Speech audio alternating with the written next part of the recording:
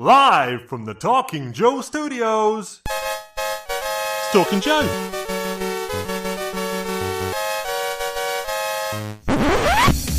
Talking Joe is on the air.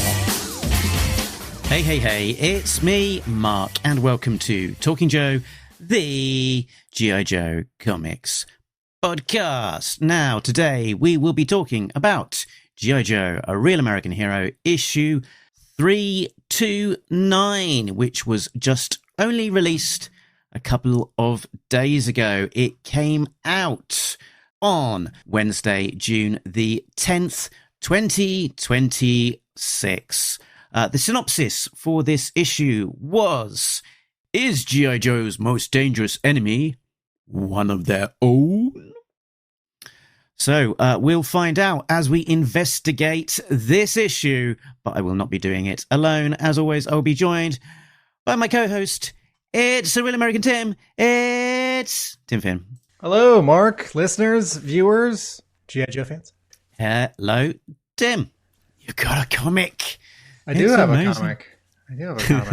2 days ago. This came out just 2 days ago. Yeah, so we don't normally go live on a Friday.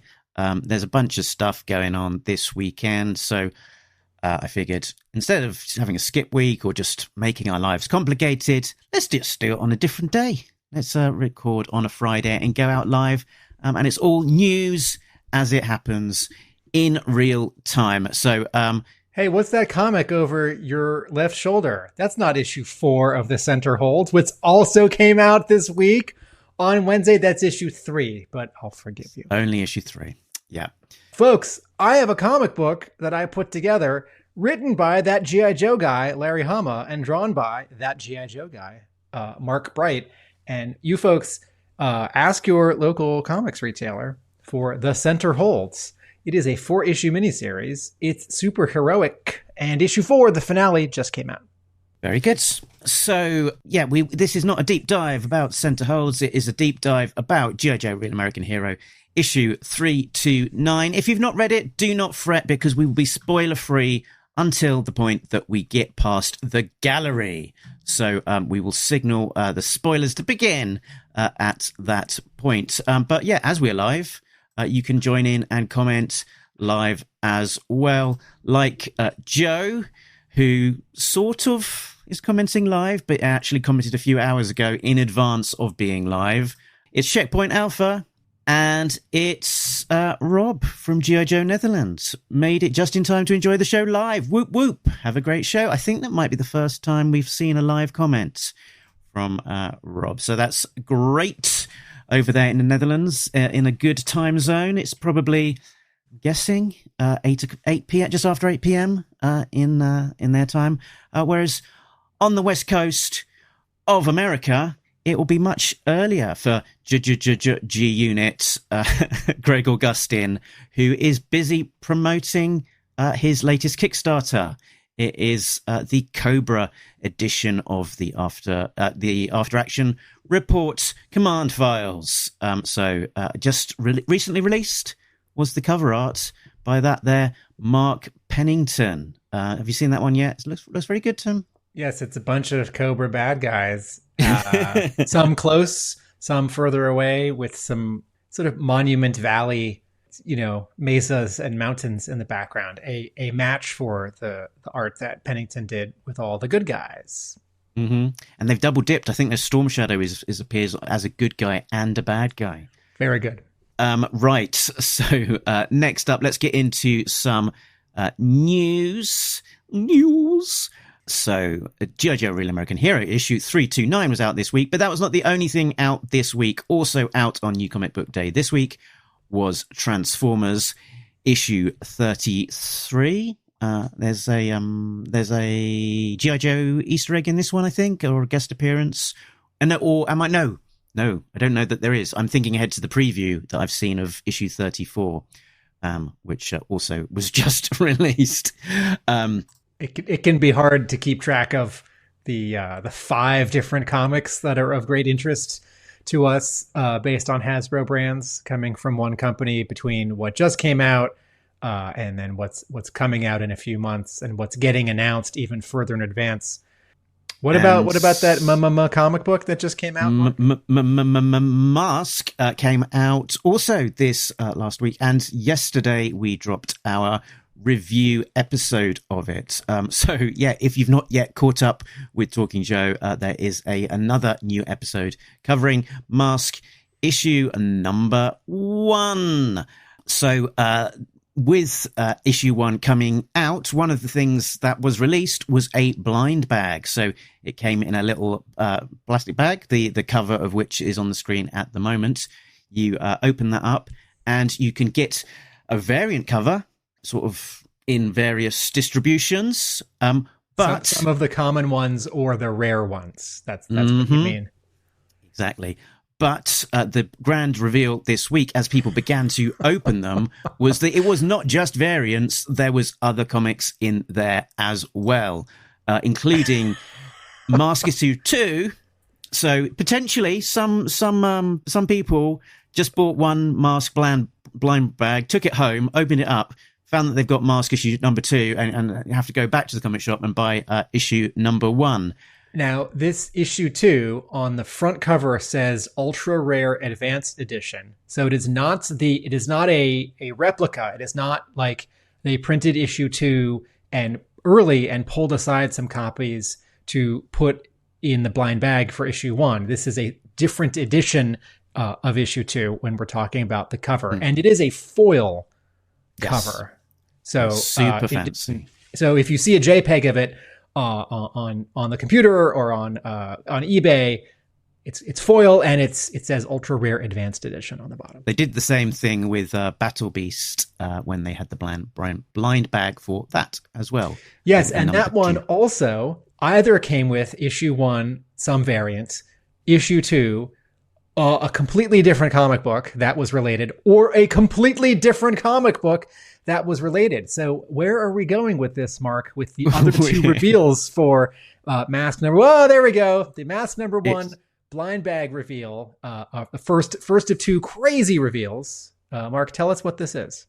It is Mask Origins, issue 1, with a brand new cover by Pi Pa. This reprints and collects together the first appearances of Mask and Venom in the Energon universe. So all of those prologue pages that they had in the pages of G.I. Joe featuring Matt Tracker from G.I. Joe and the Energon universe, and then all of those Miles Mayhem sort of little sub-stories happening in the pages of Transformers, written by Kirkman with art by Dan Mora.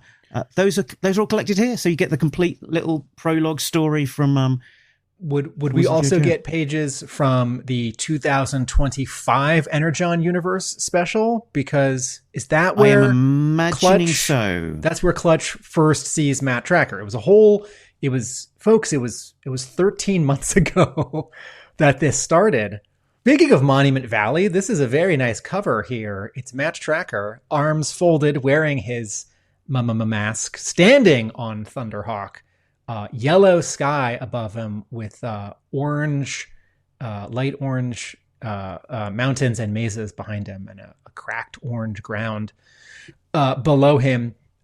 This is really smart. I wish that's part of me wishes that somehow this is impossible, but a freebie that stores could now give out a week later, because people who buy Mask number 1 may not understand all the stuff that's come before it. At the same time, it's not a big ask if you are trying out the 4th Energon Universe title to expect someone to have already read some issues of Transformers and G.I. Joe, or to be planning on getting those in, collected edition. And also, that almost assumes that Mask is sort of a bigger deal than G.I. Joe and Transformers. And I feel like more people are reading G.I. Joe and Transformers that without a fun stunt like variant covers and a blind bag would be going after Mask number 1. Anyway, in another universe, this is just like a PDF that they put online for free, or like a freebie that they distribute to stores. I'm sorry, this sounds like in some way I think that this is not a worthy surprise comic book in the blind bag. And I think it is very much a worthy surprise comic book in the blind bag. I hope that people who get this are like pleased by it and don't feel sort of ripped off. Like, I already have the last 3 issues of Transformers and G.I. Joe. I wanted a Mask #1.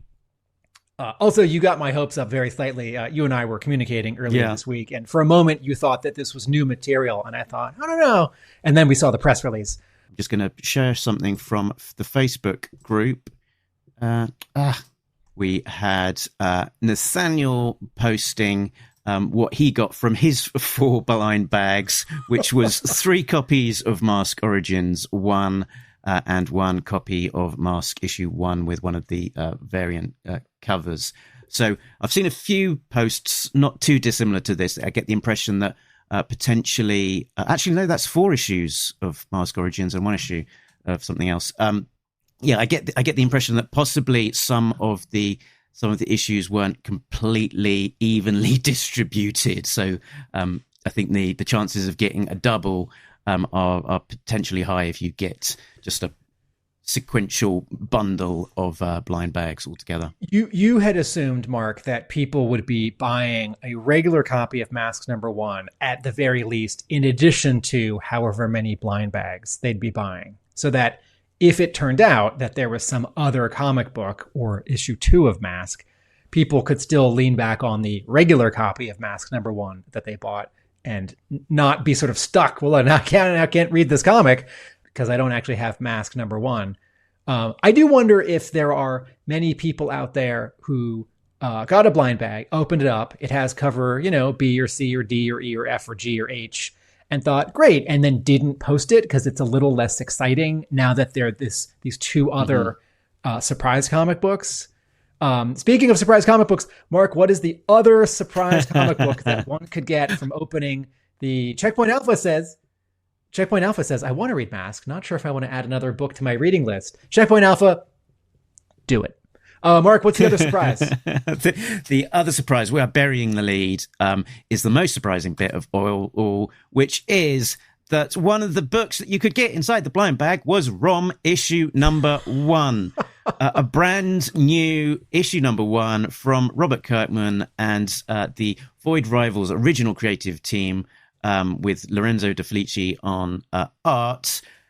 It's an actual issue that we knew nothing about, featuring a Hasbro Energon Universe character that had not yet been revealed up to this point, unless you solved the mystery of future Void Rivals covers like I did. Wait, what is that mystery? How did you figure that out? I spent way too much time staring at the variant covers to Void Rivals issue number 33, which had a sort of blacked out silhouette of a mystery character, trying to figure out who on earth it was. Okay. I just want to add a little detail here. Mark just said, ROM hadn't been announced as part of the Energon universe. This is a complete and utter surprise, right? All we knew, even Mark and I, people who are paying as much attention to this as we can, and we get weekly emails from Skybound with, preview PDFs and announcements about new printings and previews of issues that are about to come out. And very occasionally we can ask Skybound if we can do an interview with one of their nice people for the show. All the Energon universe has been is Void Rivals and G.I. Joe and Transformers. And the big surprise of the last year was that there was this whole other Hasbro brand, Mask, joining. And no one had hinted to us. I think once or twice in a letters page, someone has said, how about ROM? And certainly Mark and I, in talking in a general sense about a previous Hasbro universe, the one at IDW, which also included Action Man and what am I forgetting? Visionaries.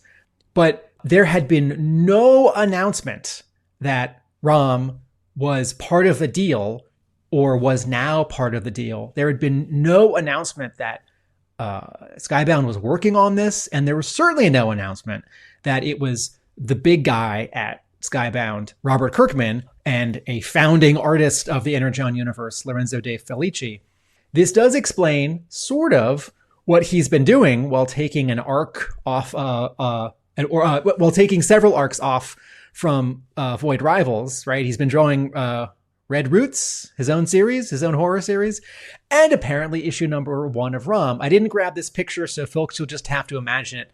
But Chris Ryall, formerly like number 3 guy and number 4 guy and number 6 guy at IDW over the years, who is like the world's biggest Rom fan and who helped make the Rom comic book at IDW happen and wrote it.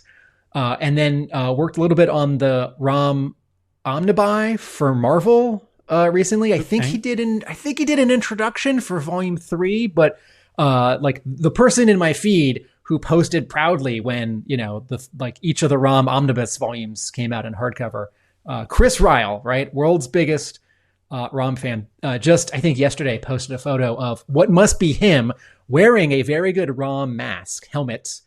And then issue 1 of Rom from Marvel, issue 1 of Rom from IDW, and now issue 1 of Rom from Skybound. And sort of like, can't believe it. Congratulations. And I think the second thing I thought when this was revealed a few days ago to me, first thing was, wow. And the second was, oh man, Chris Ryall is going to be so psyched. Very cool. Mark, are you excited about Rom? I'm Tim, am I excited about Rom? I'm more excited than I was on Tuesday. Before you knew. But I mean, yeah, Robert Kirkman and Lorenzo De Felici on our. So yeah, I think at the very least, I'm going to definitely give it a shot. If it had been a different creative team, maybe less so confident, but yeah, they've got a lot of goodwill behind them that they're going to do a good job. Or even if it wasn't them, they'd find a very solid creative team that I would at least, give a shot.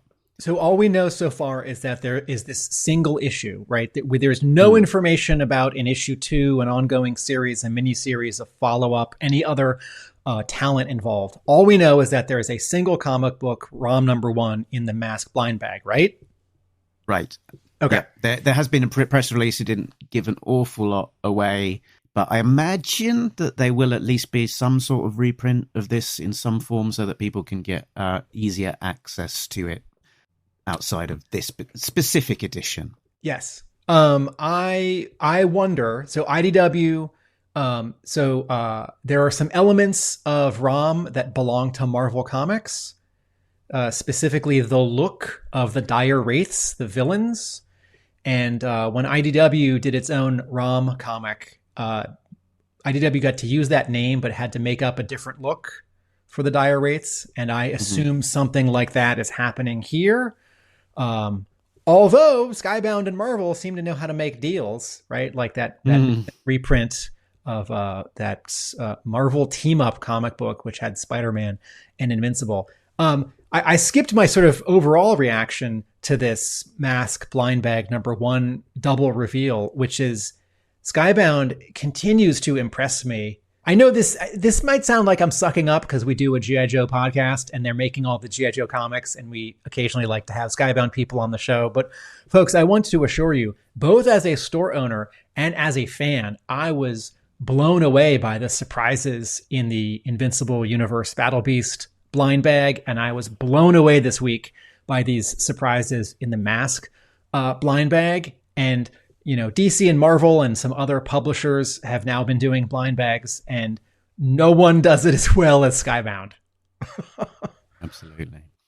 Okay, moving away from the latest releases to a bit of news about a future release. So the latest Hama files to be announced this time is issue 109.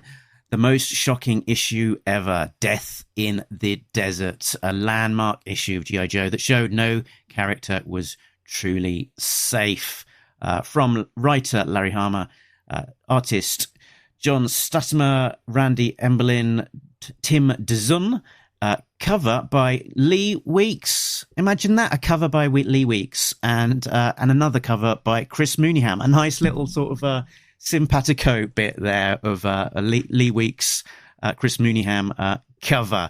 And here's the Mooneyham. It is it's a little bit actually of an echo of that Wolverine Origins cover, isn't it? It kind of has got a very similar aesthetic. It's an arm with blood trickling down the arm onto the fist, with the hand grasping a large collection 7 of dog tags. Did you do the count? 1, 2, 7 3, dog 4, tags. 5, 6, 7. And the one that we can read in the front belongs to Doc. Oh, Greer. Mm-hmm. Yeah, this issue always sort of gets me excited and also sad. Like, I always have a very tiny visceral reaction when I see that cover. Like, oh man, it's that crazy issue with the Lee Weeks cover. Like, oh man, that's that issue. That sort of, it didn't break the rules, but it changed the rules. I do like this cover. I think it's certainly as different as can be than the regular Lee Weeks cover.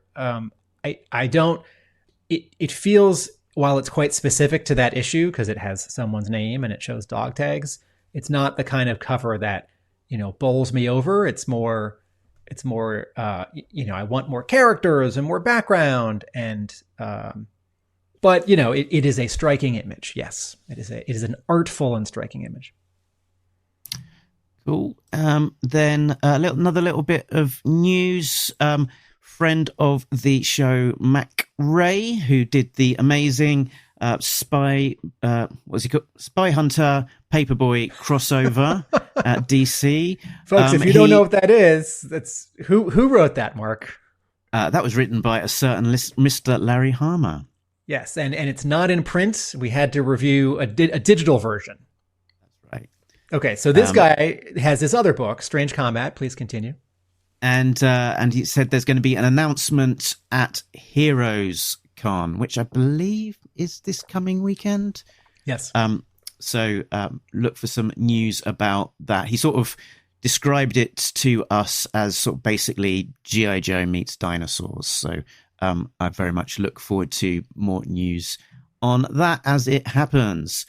Popped over to Paul Pelletier's website and was greeted by this new pin-up that he did of Roblox and Scarlet. So I thought I'd just stick it on screen because it's cool. Why not? Because he's back. He's drawing this issue of G.I. Joe that we're talking about today. Yep. And while we're talking just comics news, there's a brand new Deep Six O-ring figure, which I believe has gone for sale on the Super 7 website today. And with this comic book look inspired by the ARAH comics, in specifically all the ships at sea, that look of Deep Six in his on board the ship and not in a giant diving suit with a kind of life preserver and ribbed golfer's hat. I'm going to describe this.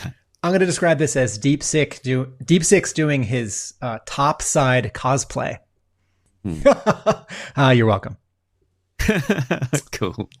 So that was all the news in brief. Let's move on to issue 329. So the creative team is writer Larry Hama, artist Paul Pelletier, colorist Francesco Segala, with Sabrina del Grosso, the flatter, letterer Pat Brousseau, editor is Alex Antone, assistant editor Caitlin Chappell, publication design Jillian Crab, production design Abigail Lee, and creative consultant is Diana Davis. Going slightly out of order, let's not forget inker Tony Kordos. Oh, I missed that out. Okay, covers. Let's have a look at the covers in the gallery.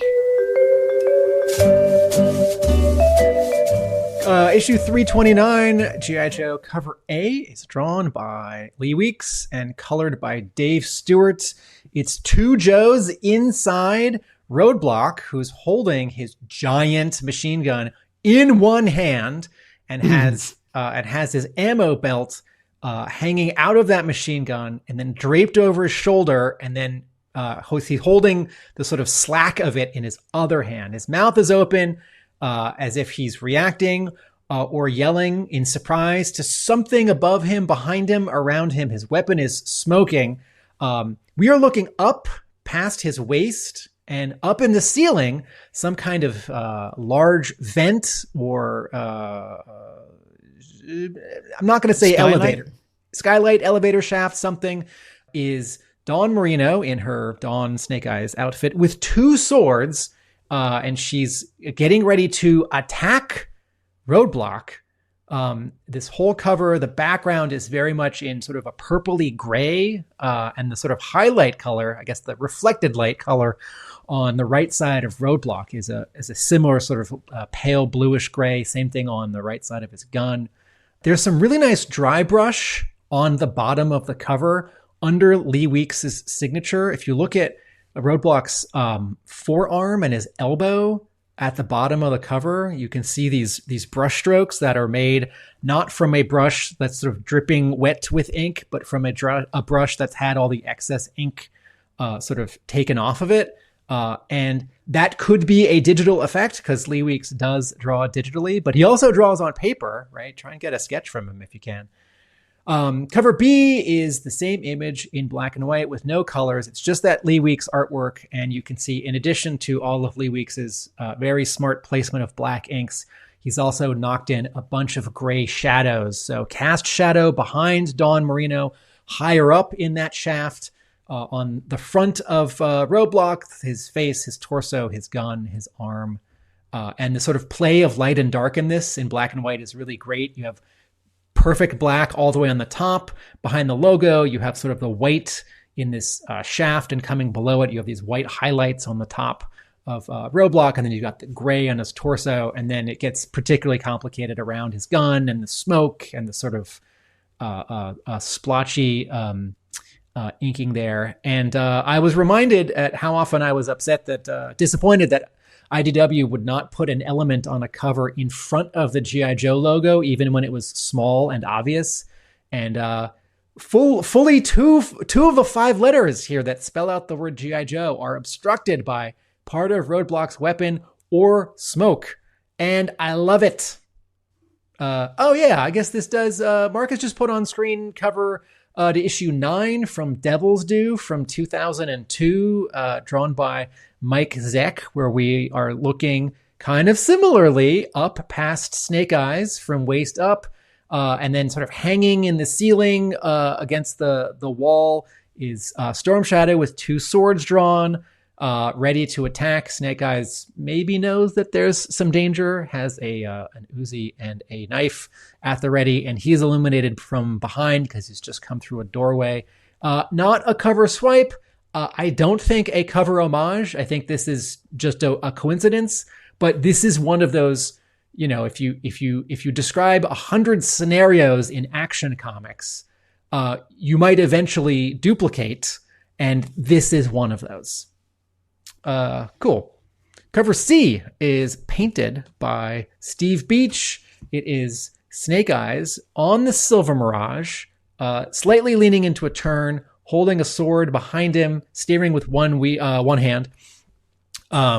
Snake Eyes is wearing more sort of pants and less sort of... This is version 2 of Snake Eyes, but whereas his torso and sleeves are more tight, he's wearing pants that are very, very slightly baggy as opposed to the sort of like skin-tight togs of the version 2 action figure. The colors on this cover, there's so much going on, and yet it also sort of reads as very little color. This is not a monochrome image. This is not black and white. But the sort of blue-gray background and the fact that there's so much gray on the tire, the chassis, the windshield, and Snake Eyes himself, right? There's actually not a lot of black, considering that he's in a black costume. And where all the color comes in is all of the blue highlights on the left side and all of the yellow and green highlights on the right side. And then some subtle blue in the headlight of that motorcycle. What's this theme called? Gears of Joe? Mm-hmm. These are the 1 in 10. It might be the last one. Oh, right. Okay. Because there's a new theme starting next month that I think was revealed, but I can't remember off the top of my head. I can't remember what the next one is, but I'll have a look maybe. It's funny. My brother and I each had a Silver Mirage, and it had a sidecar. That's what I'm missing. From this image. Yeah. Okay, so I do like this image, but part of me wants it to have the complete vehicle. And it would sort of be like having the Ram without the Gatling gun on the side. So points off, Steve Beach. Still a great painting. And if this is a physical object that is for sale, I assume someone out there would pay good money for it. Mark, are there any retailer exclusive covers this month for A Real American Hero? I tell a lie. There is one more Steve Beach variant next month. Okay. Yes. And then it moves to I think a top secret theme. Where you it's a bit of a repeat of a theme. It's with all of the photos and stuff on the desk will be the next theme. Yes, there are a few variant covers this month. The first one I have put in order is Dawn, which is by Michelle Diaz, which is an East Side Comics Virgin variant. That means that's no commentary on Dawn. It is just that it doesn't have a logo on the top of the book. The next one up is also logo-less. It is Storm Shadow by Shimak from Night of Comics, Big Dex Comics. And it's also a Heroes Con exclusive as well. So if you're at Heroes Con, you probably can find that this weekend. Oh, Snake Eyes is reflected in the sword. I didn't catch that. Oh, yeah. When you posted this a week ago. I like this painting. This just sort of looks like like Ultimate's Moon Knight to me. It has all the elements of Storm Shadow, but his face mask is done so detailed, and he's got sort of like the way that his hood tucks in. It's sort of like a collar. I do like this. It doesn't quite read as Storm Shadow. And once again, folks, if Storm Shadow does not have a Cobra logo on his chest, he's just a ninja in white. What's the third one, Mark? The third one is Hold Your Breath, the Baroness. Why are there so many covers of Baroness?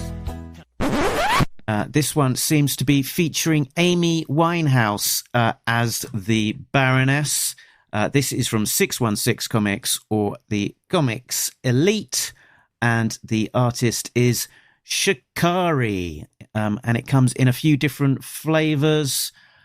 This one on screen with a kind of silvery background, a sort of regular with logo and a red background, and also a Virgin variant with a red background. It's quite kinetic. Baroness is posing with some sort of machine gun, firing as she looks over the top of her red sunglasses, and hips swiveled.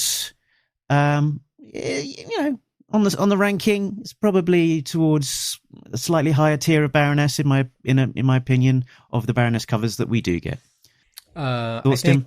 I think the first one you showed of Dawn and this third one show some good technique and some good anatomy mixed in with some I'd like a little bit more technique and a little bit more anatomy. This machine gun feels a little unresolved. I do appreciate here that Baroness is not ultra skinny. The sort of the diameter of her waist here looks like a normal human being, and not a J. Scott Campbell, John Royal, toothpick. But Baroness isn't in this issue, although Dawn is. Storm Shadow's not in this issue, and these variant covers might as well just be like lithographs. Like why have it be on top of a comic book? I'm glad everyone's having a good time making these and selling these and buying these, but they're not quite for me. Yeah. And Baroness, she's back in black there in the costume. They said, "Can you come back to Cobra?" And she said, "No." But so that is it for that's some Amy Winehouse comedy material there for you. And then next month she'll be in a white costume, and it'll be like, "Do you want to stay in this temperate zone?" And she says, "No. I'm going to the Arctic zone for my variant cover." Yeah, for my bunny outfit. So that is covers done, which means that we can properly move on to the interior of this issue. And as we do so, we warn that from this point onwards, there will be spoilers ahead. Watch out! There's spoilers ahead! Turn back before it's too late! So if you are like Checkpoint Alpha and you've only just got your issue 329, we will not be at all offended if you pause this video, read your comic, and come back to us once you are fully up to speed with the contents. Interesting. Checkpoint Alpha said my issue 329s, my 329 issues have arrived. Plural. I wonder how many copies, how many variants. Now is it time for a plot breakdown? Oh yes, that's right. So let's get to it and find out what happened on the inside of this particular issue with a plot breakdown. Plot breakdown. In his lab on Cobra Island, Dr. Mindbender is looking at AI representations of Snake Eye's memories on the brainwave scanner with Alpha 001. He believes that a trigger has been transplanted into Snake Eyes, Sean Collins, and Dawn Moreno's brain boxes. As Dawn and her team arrive back at the pit, Dawn explains the risk of the Easter egg implanted in her subconscious and volunteers to be locked up as a precaution. Elsewhere, a storm is causing interference, making Snake Eyes and Scarlet unreachable in their cabin in the high Sierras. And elsewhere again, Throwdown is with Helix and Beachhead in Darklonia, and they are on a comms blackout while on a mission to find a terrordrome. They get into a fight with a Darklonian state security agent. And as Mindbender and Alpha 001 poke about in the attic of Snake Eye's subconscious mind, they discover a literal Easter egg which is activated, which simultaneously triggers the implant in the minds of Dawn, Sean, and Snake Eyes. What will happen next? We'll find out in the next issue. But we won't not be talking about the next issue, we'll be talking about this one. And I'll be asking Tim, what did you think of it? Overall, I thought this issue was okay. I like Mindbender's new costume. I like his new status quo with Alpha 001. And I think it's fair for Hama to use him. And I really hope in a year there'll be a classified action figure of this Mindbender design. Although I guess they owe us Mindbender. I guess they owe us Mindbender version 2 first. That said, I don't know that the mystery of this attic with Snake Eyes' past and some key props is hitting me as sort of hard, as tantalizing, as interesting, as fun as I want it to. And some of it is because, I'm older and I've read a lot of G.I. Joe comics. The first time I got any taste of Snake Eyes' backstory, and I was reading issues out of order when I started getting the comic in the late 80s, and I'd already missed 89 issues, right? When I did that. So between second prints and tales of and like not so expensive and expensive back issues, my brother and I were piecing together our collection out of order. But every time I got a bit of, or in a flashback or in a footnote in a new issue, I was blown away. And Snake Eyes' backstory, it's sort of settled now. Yeah. And Hama has gone back to it sort of one time. Was it 276? What's the issue? 279? What's the issue with Storm Shadow? Yeah. The Storm Shadow issue. Yeah. Jumping on the cover with the orange background. Not that Hama can't, retroactively invent some more interesting stuff and things that we didn't know and new connections. And I hope that'll happen here. But the actual sort of tantalizing hint from last issue and this issue of, here's this attic. It represents Snake Eyes' subconscious.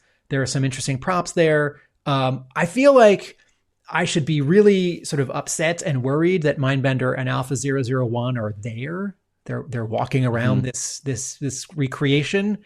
And it just sort of didn't hit me like that. I thought, this is interesting. As opposed to like, no, it's like, well, yeah, that's his sister. And Alpha 001 doesn't know who that is. But we did. Yeah. Yeah. And then my sort of other overall reaction is an echo of what we talked about with the previous issue, which is I think there are still interesting things to do with the brainwave scanner, but I don't know what they are, and I don't know if it's this because, it's sort of, here's my analogy. I feel like for many years in the 20-teens and maybe even the early 2020s, Batman comics at DC were hyper militarized, and he would often go to space and time travel and other dimensions, and the Justice League would go to their satellite and other dimensions, and there was other Batmans that he was meeting. Like there's that world where his dad was Batman, and that's fun, but that stuff happened a lot, and like they met each other and traveled to those times and places a lot. And what I really wanted was something like Batman Dark Patterns. I just want Batman solving crime in Gotham City with no teleporters and no boom tubes, and other DC characters can show up, but not too much. And and to me, Batman and Gotham are interesting enough, right? Like he can team up with Superman, he can be in Justice League, he can have a monthly team up with Superman. But in the main Batman book and in Detective, I don't want too much of that. Batman is interesting enough without all that stuff. And Cobra, to bring it back to G.I. Joe, is interesting enough without the brainwave scanner and Dr. Venom. You know, like you name your 3 favorite Cobra characters that we haven't seen in a while. I'll name my 3 favorite Cobra characters we haven't seen in a while, or have seen once recently, but they haven't done a lot. You know, Tomex and Zaymont run this business and right. And, you know, Hama wrote their file card, and it's funny. And, you know, I say this every 15 episodes, Scrap Iron wants to blow up the world. That sounds fun and interesting, right? That sounds dangerous. And whether he's doing it under the auspices of Destro or Cobra Commander or himself, or somehow he gets brainwashed or convinced by Mindbender and Alpha 001, I think it's just enough to have, you know, some Cobra taking over some territories, infiltrating Joe headquarters, Joe's infiltrating Cobra headquarters, Cobra making deals with characters in these fictional countries. But the actual brainwave scanner, I've had enough of it. Yeah, I mean, I think one of the highs is you know, Paul Pelletier being back on the book. He's, you know, really good, and I've seen a lot of very positive reaction to him being on the book. I think you know, he's a popular artist, and he gets I think he gets the story and what's needed from G.I. Joe well. This story itself, it's underwhelming. I think, just to echo what you said, you know, we've got Alpha 001 back. You know, I can live without the Blue Ninjas. Brainwave scanner, it has been done to death. Them rummaging around in Snake Eye's mind, it feels like it's a retread. You know, they're not, as you say, they're not actually discovering very much very new. It's kind of a greatest hits of, these are the things we've seen of Snake Eyes before that are important to him. Might be new to Mindbend, but not to us. And you know, I keep on harking back to this, but we had this tantalizing glimpse from 323, which is 5 issues ago, where we sort of introduced all of these exciting 6 issues ago, all of these exciting Cobras that we've not seen for a long time, and then nothing. So that's the story I want to see. I don't want to see the brainwave scanner. But I think the biggest part of this issue, and we'll sort of maybe dig into it a bit more as we sort of flick through the pages, is I think there's a couple of moments, particularly around Sean, about him it being suggested that he's got Snake Eyes' memories, including the Easter egg, in his subconscious. Which isn't something that's previously been established in it, and it feels just like a bit of an unexplained retcon too far. And you know, maybe they can explain it away and they can retcon it away, but they don't really do that.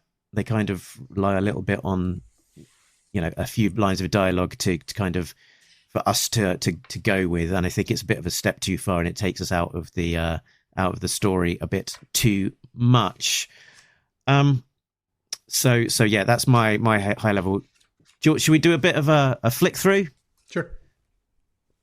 So let's start at the start. So we're on Cobra Island with the new status quo of Dr. Mindbender, who has put his Serpentor schemes to one side and is working with Alpha 001, and they've got this pop-up on the screen, which they're investigating, that's come out of nowhere, of Snake Eyes' subconscious sort of memories in this loft of his mind, attic of his mind.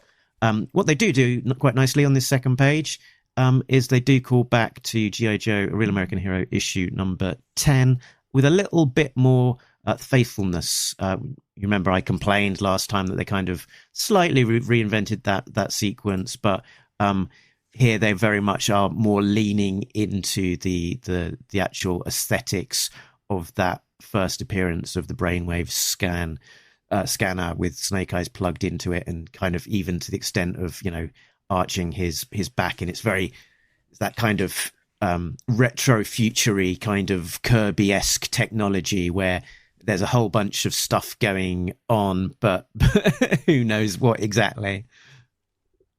Yeah, the shapes. I was going to say Kirby. Also, that you have this is Mike Vosberg drawing some Jack Kirby tech, and that's both in the shapes but also in the inking. And I know that D'Agostino inked Vosberg, not Vosberg, but the actual way that it's drawn to look metallic, and that you have these sort of ridges, so it looks like Colossus's arm or leg. Mm-hmm.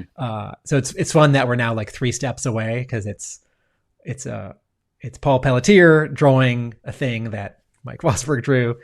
So I'm thinking about what Mindbender could get out of Snake Eyes' memories, and maybe this is too simple, but I would be happy with something like some access codes to the pit. Although I guess you'd argue, well, these are sort of old Snake Eyes' memories, and those access codes have been updated because it's a different pit. Or something to blackmail Snake Eyes, like like a bank routing number, or like something about Snake Eyes' uncle, or like something that Snake Eyes' sister was involved in. Was she like an anti-war protest? I don't know. But nudes of Segala. This seems like to get. I like where this ends up. That Snake Eyes and Dawn and Throwdown are all bad guys, and all at the same time, and all in different locations. That's really fun. And in fact, right, you and I are talking about this halfway through June when this issue came out.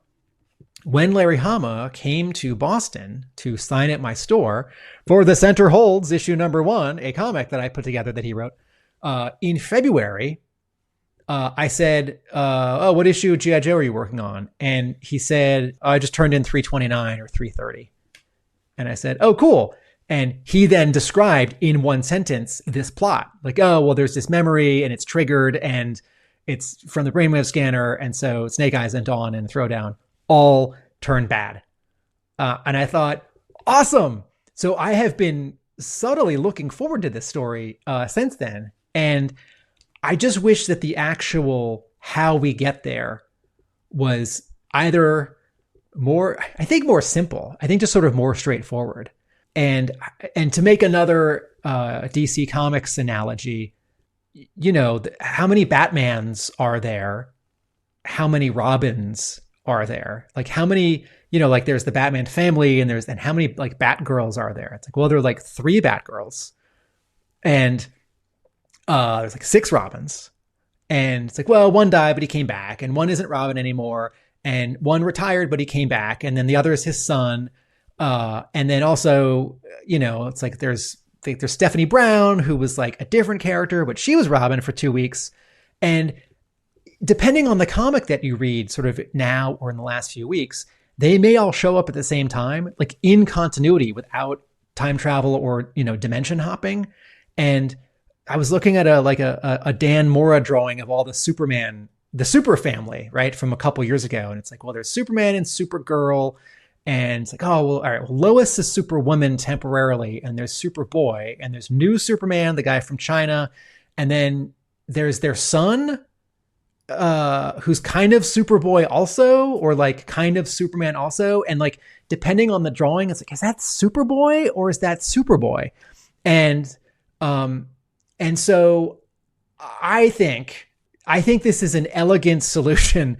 I think we just sort of stop in the comic. I think we just sort of stopped talking about Throwdown.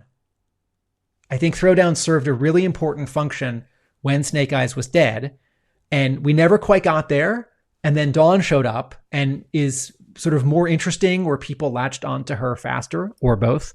And, it's like, no, there's another Batman, and he's a black guy, and he's Lucius Fox's kid, and he's in New York. And that book lasted like a half a year, and then it got another series and it lasted half a year. And we're just not talking about him right now. The same way that we're just not talking about Scrap Iron. He's out there, but he's just not active right now. And so I think because Snake Eyes is back, and we don't actually need 3 Snake Eyeses, and 2's pushing it, I think we just have Throwdown like not show up for 10 or 20 issues. I'm sorry. Well, he didn't appear for almost 20 issues. I want it to happen again. No, that sounds like 40 issues. That sounds like a punchline, but his costume's really similar, and he can't talk, and there are so many other Joes who are interesting, and I would love them to have a few panels per issue to accomplish stuff. I was so excited to see, Law and Order here for a couple panels. Anyway, I think there's still time and space for this current story to have a lot of awesome moments and to reconcile with its setup that I'm not loving.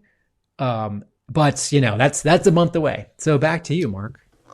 So actually on this page here, there's a moment which sort of just took me aback, which is where Mindbender says that the same memory that was from the original Snake Eyes was installed in Dawn Moreno and Sean Collins, which struck me just as a weird thing to see, because the status quo up to this point was that Cobra didn't know who Sean Collins was, apart from all of those times that G.I. Joe characters were calling him Sean when they were on top secret missions. So how is it that Mindbender knows that Sean Collins is Throwdown or one of these Snake Eyes? And the other thing was that one of Throwdown's main characteristics was he was the Snake Eyes who didn't have Snake Eyes' original memories. He was his own person, but, had ninja training and had, burns and had become mute as a result of it. So there maybe is a way of explaining that, and I'll get to that in a second, but they don't really explain it to the audience, and it sort of comes across as a result just feeling like a bit of an error. Wait, let me just spell this out explicitly, Mark. So you're referring to page 2, panel 3, which is sort of divided into half. And on the left half, we see Dawn hooked up into a brainwave scanner. And on the right half, we see, so I guess it's Sean Collins hooked up, right? Right. And this panel and the one before it both have rounded edges, meaning that they're flashbacks.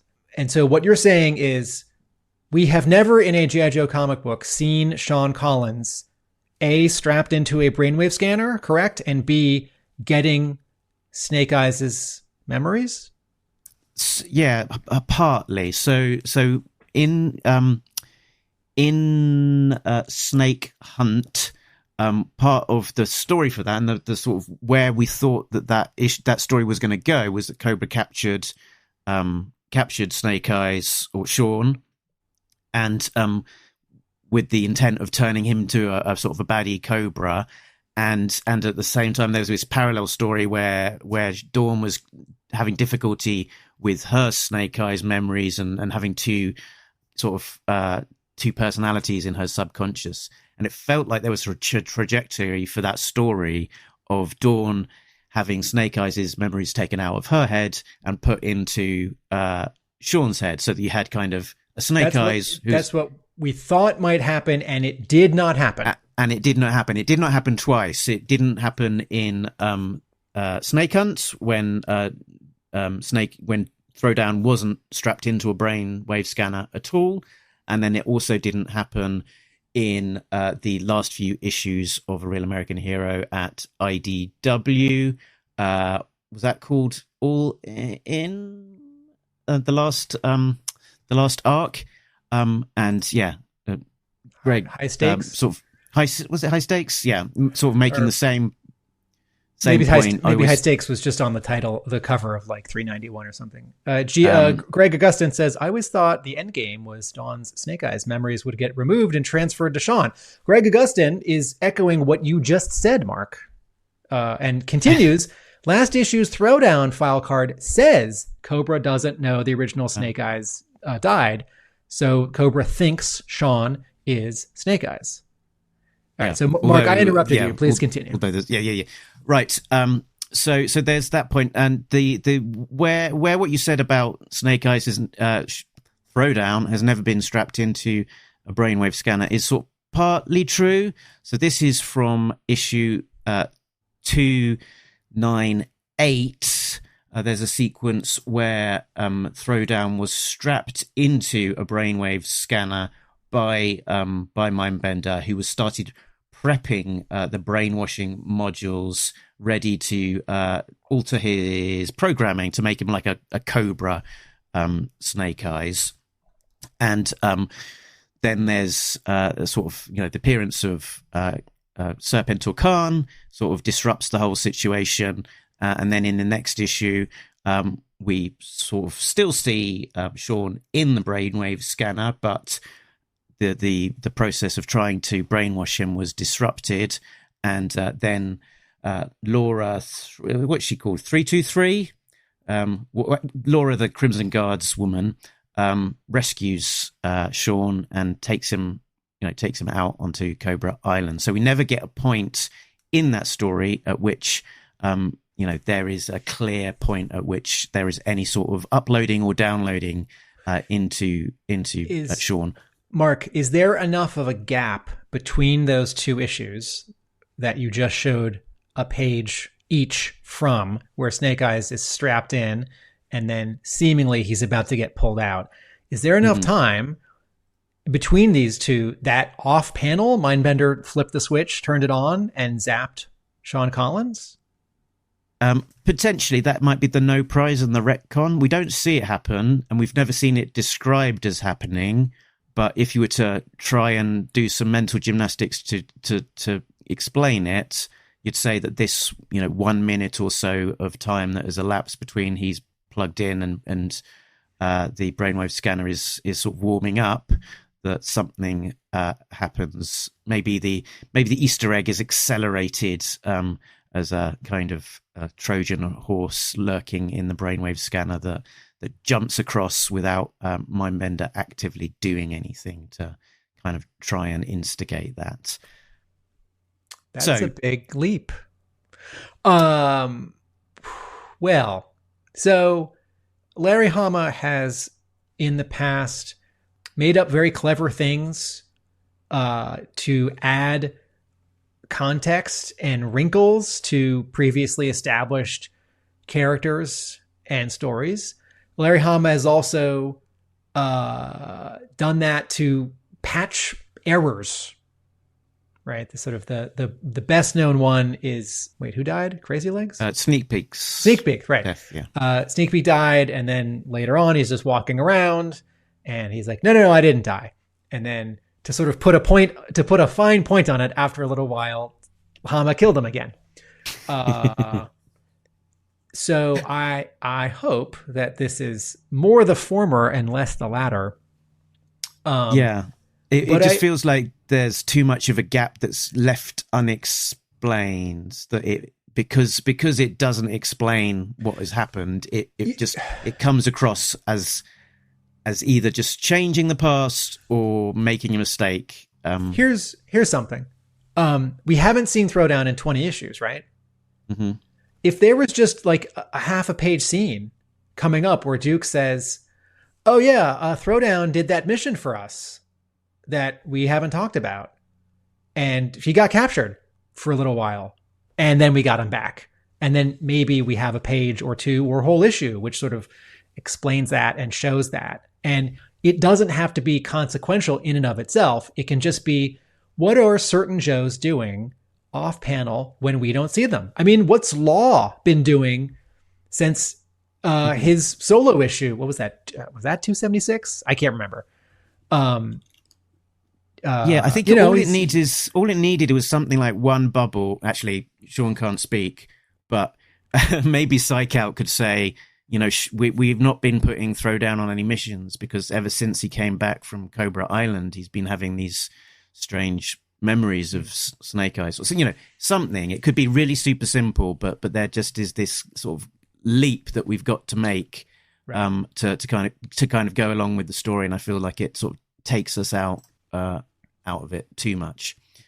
And yeah, beyond that as well, there's the transmission component of how does the unlocking Easter egg get transmitted to all of the various Snake Eyes at the same time.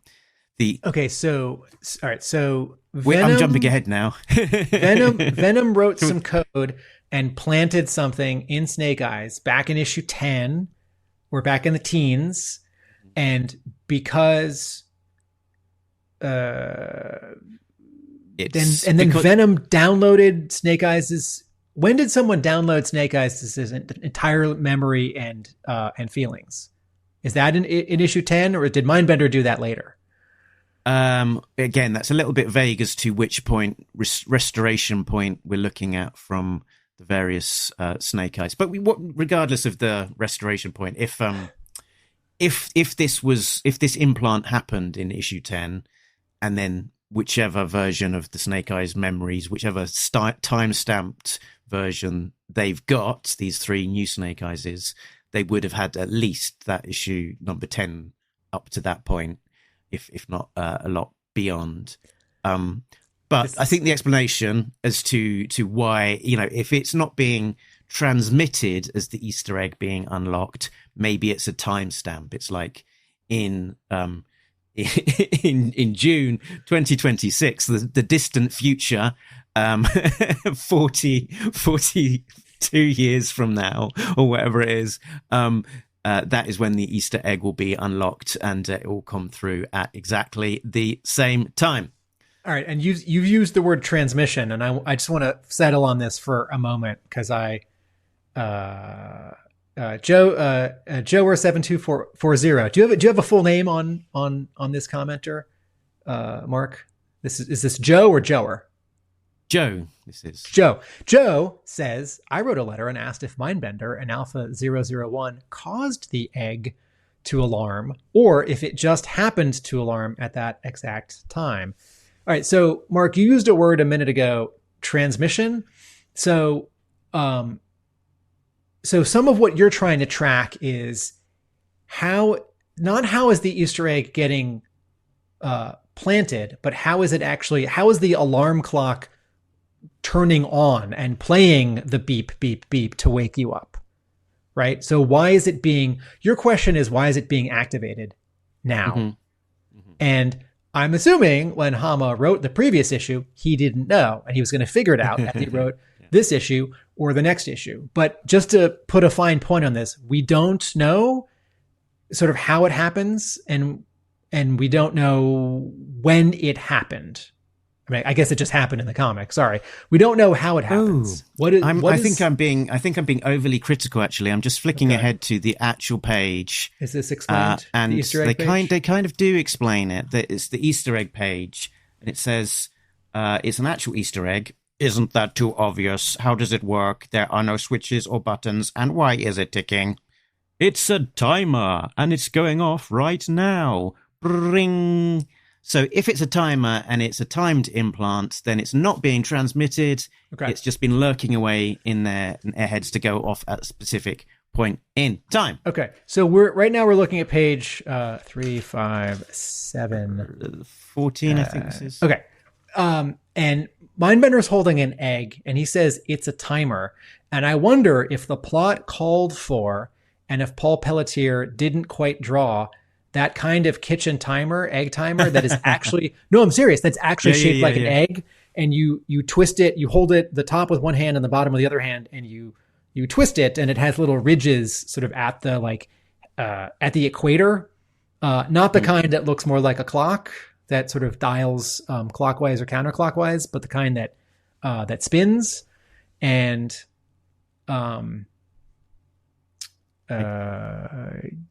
yes, we're sort of, yes. Sort of okay. thing. There it is. Mark has a picture of what I just described, on his phone.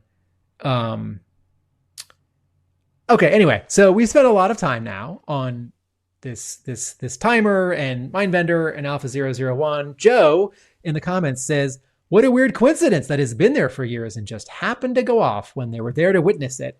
But it also did bloop up on their screen as like, huh? Why are we seeing that? So maybe that is part of it. That the reason it has appeared is because it's about to activate. Or because they went into the room and opened the chest. They pressed the button for sort of the timer, the countdown to accelerate. Because that's what it feels like, doesn't it? That it feels like it's them somehow activating it because it's coinciding with them going in and finding it. And this is a meta line here on page, I think it's 14, 15, 16, 17, 18, 19, 20. Yep. When Mindbender says it's an actual Easter egg and Alpha 001 says, isn't that too obvious? I think that's Hama telling a joke. How does it work? There are no switches or buttons. And why is it ticking? It's like, what is that phenomenon where if you're a scientist observing an experiment, you are also impacting it? I forget what that phenomenon is called. I think this is that. Yes, the observer effect. Thank you. I think it's sort of like there's a tripwire in the room and the timer wasn't going to go off until someone started exploring the room. But also, help me out here because I'm still a little iffy on this. So Mindbender and Alpha 001 are looking at I'm going to say holographic recreation because I'm having a little hard time with AI recreation. A holographic construct of Snake Eyes' memories downloaded from the original download of Snake Eyes' like full brain, right? Mm-hmm. Okay. Yeah. So there's a download of his brain from at least issue 10. Okay, but just to sort of ask this question again, Mark, if you write a poem that is like symbolic of who you are as a person, and you make a photocopy, and I take the photocopy, and I show it to my robot friend, but first I scan it and I put it on my computer. So my robot friend and I are sitting in my office looking at my computer. Are you Scott Tracker? No, in this example, I'm Mindbender. And we're reading the poem that you wrote about your life. How does, if we like get to like the final word and we mispronounce it, how does that change your copy of the poem that you held onto because you like printed a copy for us and we scanned it? Right? This is going back to your question of how is it a transmission or if it's a timer? And I understand in my analogy here, a poem is not the same thing as a computer download of memory engrams. All right. So Venom puts up a seed, a tripwire in the download, and all these three, right, he puts a trap and all these three get it. And now it goes off. Let's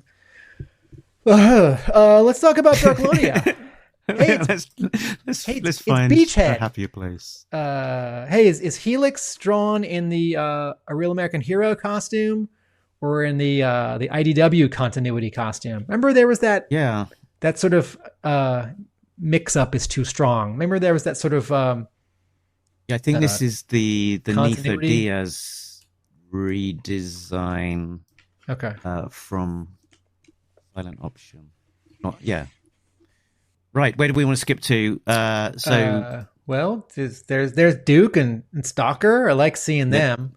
I feel like everyone's drawing Stalker not in his 1982 costume, but did he get like a redesign in like 2003 or 2007 that's based on his 82 costume, but it's a little bit more of a jacket and a little bit less of a sweatshirt. Anyway, so the gals arrive back at the pit, aka Camp Greer, which I think is the camp above the pit. They're greeted by Duke and Stalker. Duke mostly isn't allowed. He's got some sort of what's he called, tag around his foot, which will bleep if he goes 20 yards outside of the pit. So that's a joke. Actually, if he goes outside the pit, the timer in the Three Snake Eyes goes off, and everything's fine. If only he would leave the pit. They go down the elevator. We see the grand inside of the pit with lots of skyscrapers. I had to look at that inside sort of building there and compare it to the flag. I was like, have they got an indoors flag? But no, it's not. It's not a flag. It just, that tower looks a bit like the tower of the flag. And particularly with all of the skyscrapers around it. And then you've got Hound sort of just in front of one of the skyscrapers as well. No, that's a different universe, sir. So Dawn sort of explains her concern about, that she thinks that something's going on that might turn her into a cobra, volunteers to sort of lock herself away. They do a bit of exposition about what's going on with the other Snake Eyes. One of Snake Eyes and Scarlet in the High Sierras in the cabin, and Sean on a mission in Darklonia. Mark, this mission in Darklonia, this is the first we're hearing of it, right? Correct. Yeah, okay. I don't think we've been back to Darklonia for a little while. So Mindbender is then plugging in and having a snoop around the attic of Snake Eyes' mind's memory. I think a lot of what he sees is just sort of familiar key parts of what Hama thinks about when he thinks is most significant to Snake Eyes, like those sort of studded trench knives, some of his medals. You've got a ninja sword, that famous photo of his sister with the bullet hole through it, which is sort of from the front cover to issue number 26. And then skipping ahead, there's also... don't skip ahead. Okay. We're on page... Okay, we won't skip ahead. We're on page 7. Can you zoom in? Can you zoom in on panel 2? Computer, use AI to enhance. No. You read my mind. So in panel 2 on page 7, Alpha 001 is looking at a pair of dress screens on a hanger, and there's a name tag. And in his inking, Tony Kordos, I think, is following Paul Pelletier's pencils and writing a name, but also kind of obscuring it with whiteout, or doing kind of a chicken scratch that looks sort of like a last name instead of actual letters that you can read. And I don't think we're really supposed to be able to read this. I do see some letters that remind me of a name, like Oliveira, but A, I don't think that's actually what it is. I think it's just sort of a jumble. And B, I don't think this is a case where Hama is teasing us with Snake Eyes' actual name or the name of someone important in his past, if this uniform were to belong to someone else. I think this is just like, you could do a wiggly line the way that you have cartoon characters sign their names, or you could like kind of write some letters and then make it look like they're not really letters. But I did put my eyeballs as close as they could go to this comic book to try and decipher this. And I thought, well, that's not the name that Hama has sort of referred to as someone he knew in Vietnam who Snake Eyes is sort of based on. And that's also not a name that we've sort of established in G.I. Joe comics. I think this is a non-name sort of gibberish placeholder. Mark, what are your thoughts? I agree. Yeah, I don't think there's necessarily an intent to try and reveal the name. As you say, probably some chicken scratches, which sort of, if you stare at and super zoom, you can try and interpret, but I don't think there's an intent that this is meant to be a reveal of an actual name. I'm pretty sure that Paul Pelletier, Tony Kordos, Caitlin Chappell, and Alex Antone did not have a passing thought that fans would spend like 5 minutes staring at this panel and talking about it, wondering what it means or doesn't mean. But to those 4 people and to anyone else who might draw such a scene in a G.I. Joe, you know who I bet did know this? I bet Diana Davis knew this and maybe even said so, or there were a million things to do for this issue and like didn't get to say it. Like, make sure you don't put a name there that people are going to freak out over. Joe in the comments says, this could have been a cool chance for Larry to add something new to Snake Eyes' past. I agree. And that's why I was thinking, you know, Snake Eyes' sister, maybe she knew someone who was in the service, or maybe this is like Snake Eyes' uncle, or maybe there was like a decoy thing where for a week he wore someone else's uniform. It can also just be his uniform. But if Mindbender is going to have the sort of evil pleasure of invading Snake Eyes' privacy, albeit in this sort of 3 steps removed holographic way, I want Mindbender to get some leverage out of it besides just the Easter egg, the time bomb going off, because this feels so particular. And if like 3 Joes are running around being evil, and then Mindbender in the next issue is like, okay, Alpha 001, I don't know what happened. Let's unplug and go back to our other diabolical plans. You know, it's like, well, but then was that sort of an accident? I want their evil plans to be more purposeful. Okay, so yeah, the reveal we do get is a follow up on some of the posters on the wall from last time as well. We get to see Snake Eyes' taste in music, which includes Creedence Clearwater Revival and The Doors. I think it's fair to say that many people who were of the age where they would go to Vietnam when Snake Eyes did might own those albums. We do see here, if you go back to the previous page, we see Larry Hama continuing to sort of like be vague about the time, because when G.I. Joe was being published by Marvel in the 80s, you could say Vietnam. And I don't think they ever said like 1973 necessarily, maybe once. But now, of course, the timeline doesn't quite work, that these characters haven't really aged. And, you know, Snake Eyes would not be a youngish person in G.I. Joe and having also served in Vietnam. So Mindbender is not specifically saying, hey, it's some albums from the late 60s, right? And this kid went to Vietnam. What he's saying is someone at that time would have had some of a time would have had some albums of that time. Okay. Cool. So then we are in the High Sierras at Snake Eyes' cabin.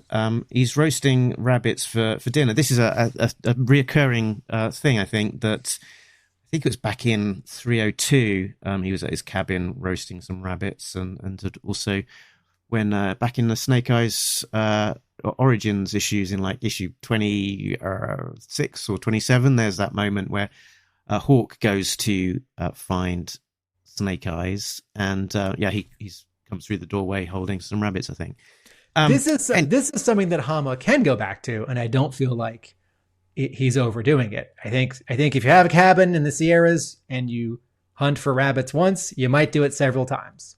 But if I get hooked into a brainwave scanner, I don't know that my memories are going to get downloaded all 3 times. And there's a scratch at the door. Last time it was some blue ninjas attacking. This time it is timber. Again, it feels like something that's not completely new. We've seen a little bit of that before. So he's in the rain, and then we are in Darklonia, and Greg reminds us that we have been recently in Darklonia in issue 325. That was on the Darklonian border. Just to go back to those 2 previous pages, since you and I have been keeping track of this, Snake Eyes can talk now. Hama tends to have him say very little, and in these 2 pages, he says nothing.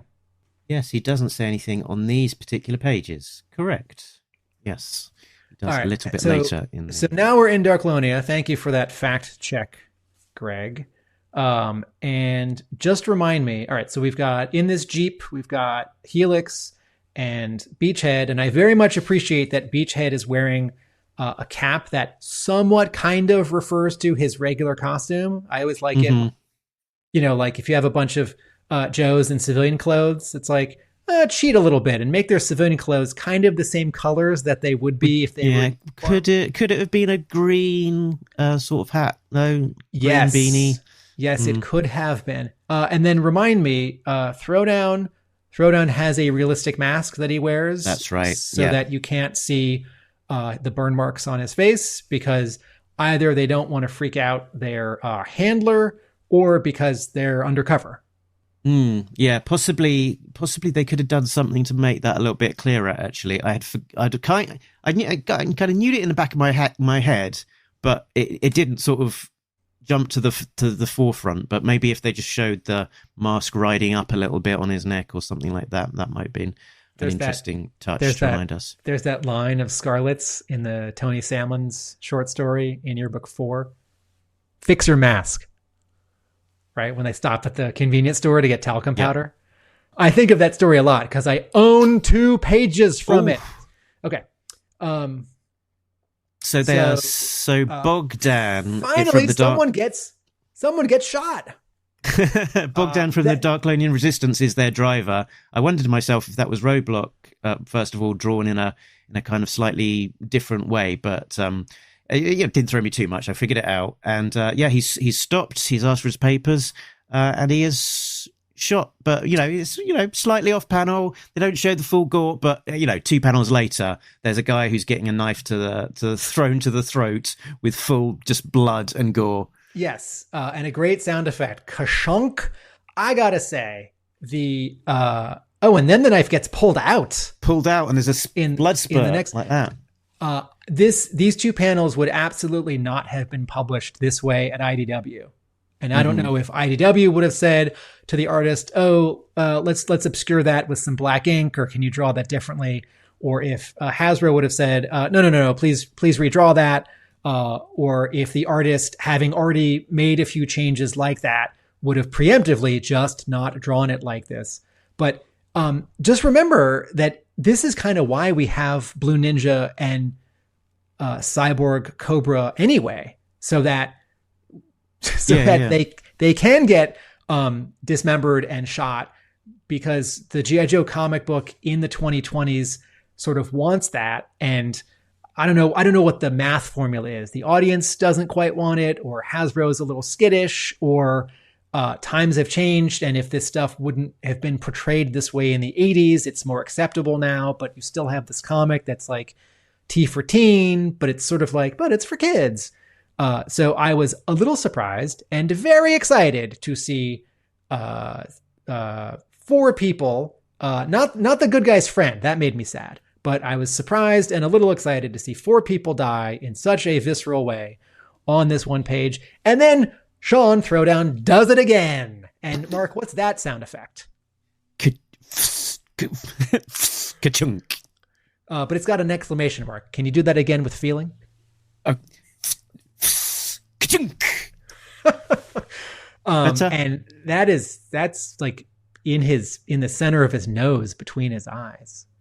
So anyway, I don't want violence for violence sake in a G.I. Joe comic, but I do, they're a special missions force, and they're up against some terrorists, and also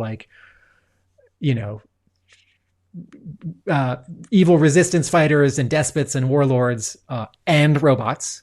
And if I go 10 pages of a G.I. Joe comic with some characters talking in base and going through holograms of other people's memories and opening the door for a wolf, I'm going to start to get antsy. And if not shooting and daggers to the face, I want to see fighting, because this is an action comic. So I was excited to see this scene, and bummed that their handler got taken out after only 2 panels of 3 panels of dialogue. 2 panels of dialogue.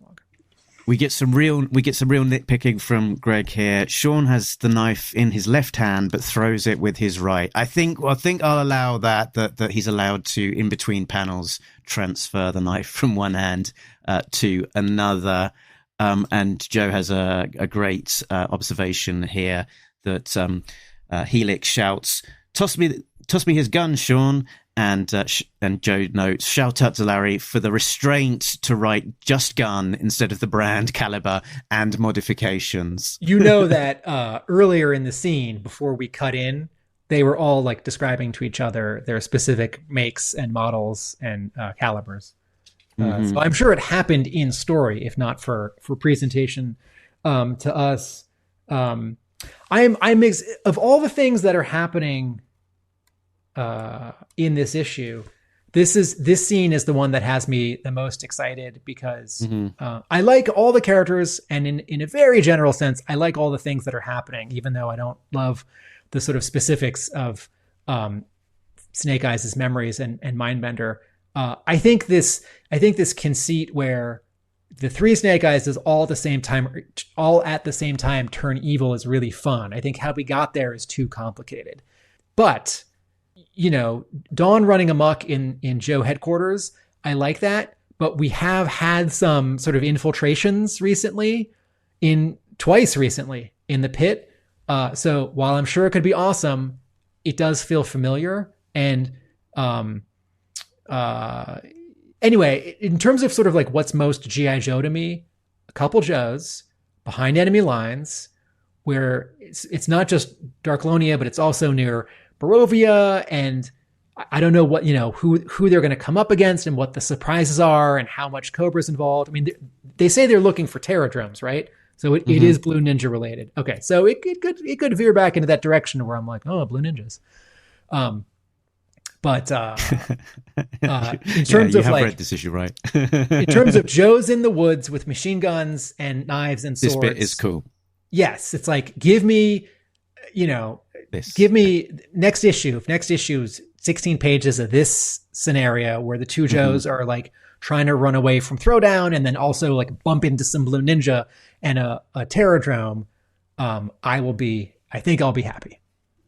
Yeah. And to Greg's point earlier, it wasn't that long ago we had issue 325, which was very much grounded military on the borders of Darklonia. So extend that sequence, make it a full issue. Why not?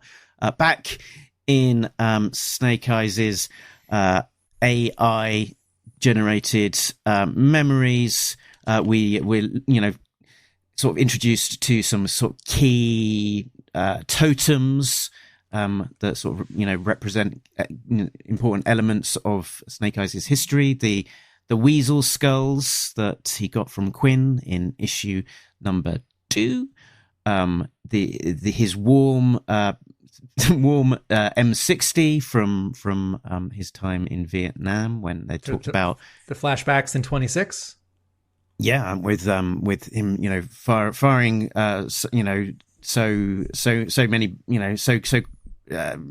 violently. I don't know what the right word is, but to such an extent that the barrel glowed, white and all of the rest of it. And you need protective gloves to handle it. And then that sort of core memory of Snake Eyes and Scarlet on the Staten Island ferry with the hot dogs and coffees, and inside the locker that those hot dogs are on is the literal Easter egg timer, which rings out with a ring as it is activated. And as it is activated, wait, go back. Okay. Alpha 001 says, "Is that an egg?" And Mindbender says, "An actual Easter egg, but it's just a white egg." Mm-hmm. So I think what Mindbender would be saying is, oh, it's a hard-boiled egg. But for it to be an actual Easter egg, wouldn't it need to be like light blue or painted or something? Right? This is a nitpick, but I feel like there's a slight miscommunication here with plot, art, and color. Because for that to be an egg, there need to be like some Easter.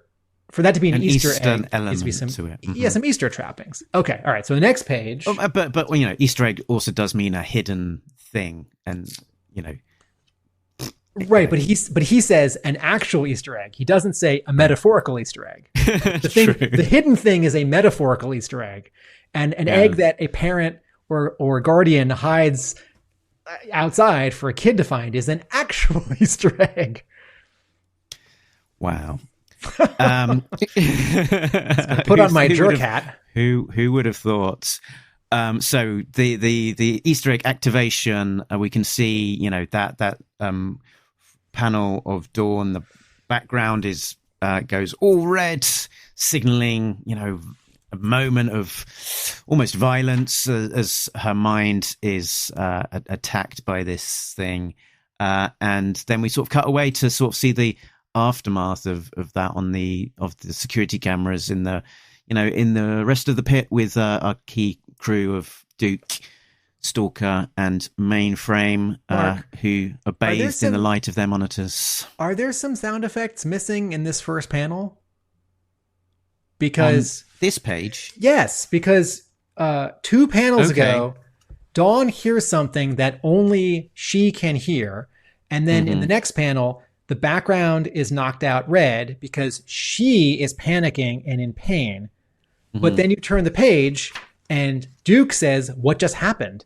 And Stalker says, "Somebody hit the panic button." And Mainframe says, "It's triggering facility alert and initiating lockdown." And I feel like either the camera needs to be slightly behind them to show what they see on the monitor. And it's like alert, alert, alert, or their blue tones should be all orange and red tones, or like awooga, awooga.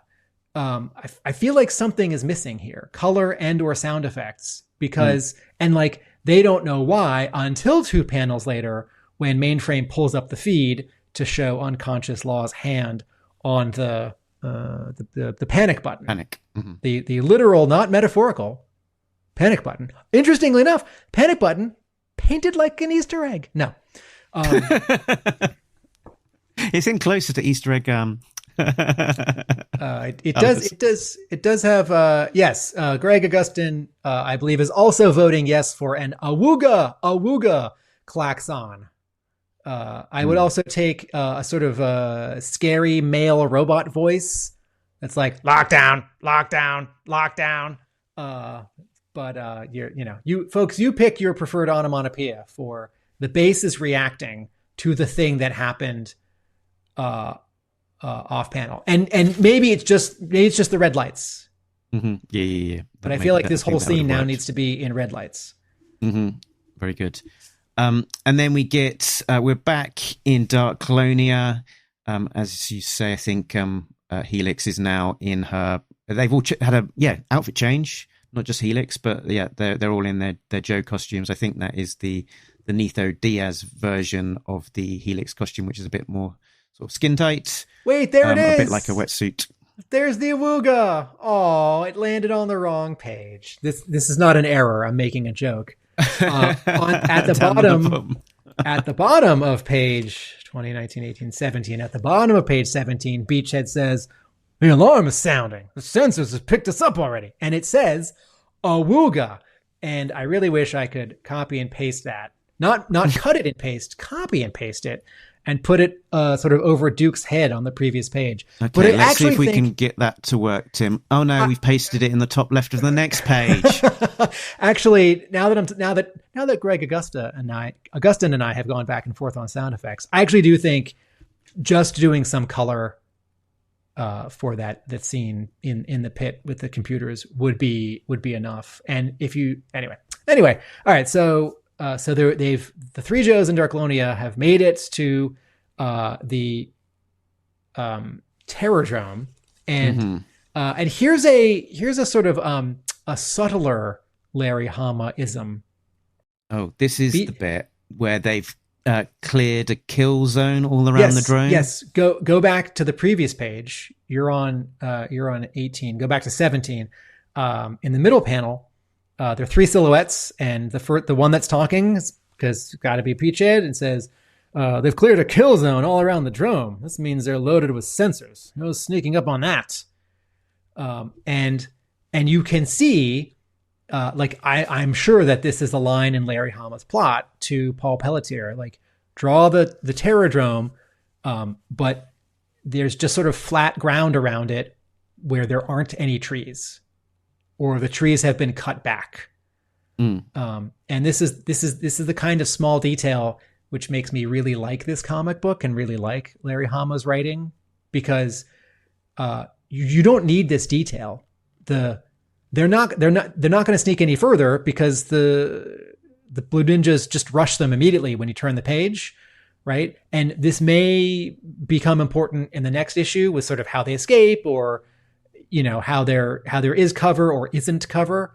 But I really like this detail where Hama's thinking about, how would these agents in the Terrordrome make it harder to be snuck up on, and then. On the next page, 18 on page 18, Paul Pelletier has two really nice bits of body language where Throwdown sort of doubles over in pain when the mental alarm goes off, and we get that same red background knockout.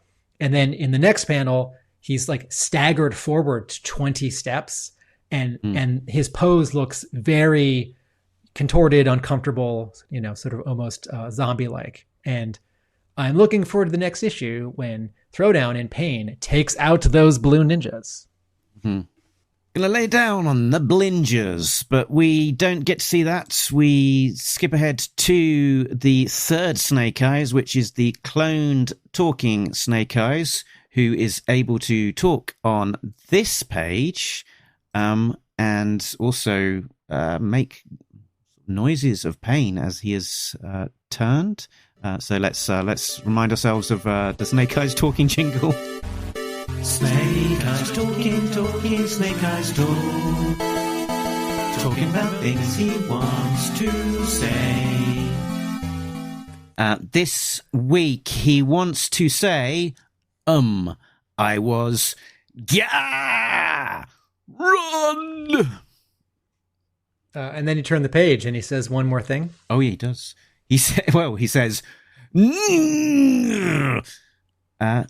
run. So this is a nice bit where, this scene, Timber didn't have to enter the scene. The scene would have played out similarly if Scarlet and Snake Eyes were having food, and then Snake Eyes gets turned evil and he panics and he can warn her off. But the scene has an added resonance if it's not just the two of them, but it's the three of them, sort of the whole family. And also you get this added detail where on the last page, Timber can growl at Snake Eyes, right? And you see this convention when there's actually a robot, like in the Terminator movie, right? It's like the dogs are sniffing. It's like, is this a real person or is this a Terminator in a skin suit? Or, like at airport security lines, you have bomb sniffing dogs. And I don't know that Timber's going to change the scene in the next issue much, with Scarlet sort of defending herself and trying to knock out Snake Eyes without harming him too much.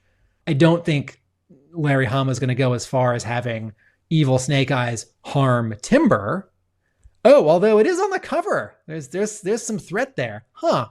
Well, anyway, but just this second to last panel where Scarlet doesn't know what's happening. But the animal that can sense danger, or that someone is actually an endoskeleton inside a skin suit, or a cloned ninja who's been turned evil, can say, grrr.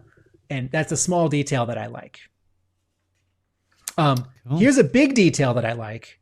In the final panel, I don't know exactly if this is Paul Pelletier's decision or if this is color artist Francesco Segala's decision, but is it Francesco? Have we been saying it wrong the whole time? In the final panel, so Snake Eyes is leaning slightly back from us. The camera is sort of low. The camera is at like 3 feet because Scarlet is kneeling to hold back Timber. And there's this shadow that's been dropped completely over Snake Eyes' head and shoulders and top part of his torso and his arms. And then listener viewer Joe says, love that bottom panel, straight out of a horror comic. And what Segala has done here is he's sort of bleached Scarlet, and to a lesser extent Snake Eyes, as if there is like an added light in the room, sort of right in front of the camera, bleaching them. And then Segala has thrown a shadow on the wall behind them, and then put two big rectangular sort of yellow shapes behind them as if this is like lightning striking outside, and this is light coming in through the window that we see 2 panels above. Yeah, they've established, there's storm, and on the panel 1 of this page, there's lightning through that window. So this is lightning cracking again and illuminating them with this sort of bright, sort of bleaching flash. That's nice detail. So at first I thought it was more emotional, and now in talking through it, I realized that it is physical and literal. It's actually a light source happening outside at this moment during the rainstorm. And listener, viewer Joe is right. This is a horror moment where you have a character in a cabin in the woods on a mountain, and you have lightning, and so you get this like flicker on their face, or this strobe where for a moment you can see them, and then for a moment you can't, and maybe you have the added sort of on off of the sound of thunder with the flicker of the lightning as this punctuation where you don't see them, and then you see them for just a moment and they got a scary face, whatever it is. And the comics version here, where you only have a few panels and not continuous seconds and frames, is you have sort of Snake Eyes' eyes. They're not glowing. They're just not inked out. So you have this sort of editorialized exaggeration where we can see his eyes, even though for the moment you kind of probably wouldn't.